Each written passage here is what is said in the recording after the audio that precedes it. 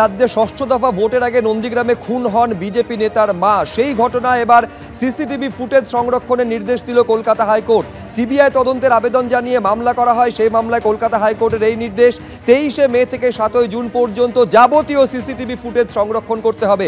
এমনকি এই মামলার তদন্তে এখনো পর্যন্ত রাজ্যের অগ্রগতি কি সেই সংক্রান্ত রিপোর্টও তলব করেছে আদালত। 5ই জুলাইয়ের মধ্যে রাজ্য সরকারকে হলফনামা পেশের নির্দেশ দিয়েছেন মহামান্য বিচারপতি অমৃতা সিনহা।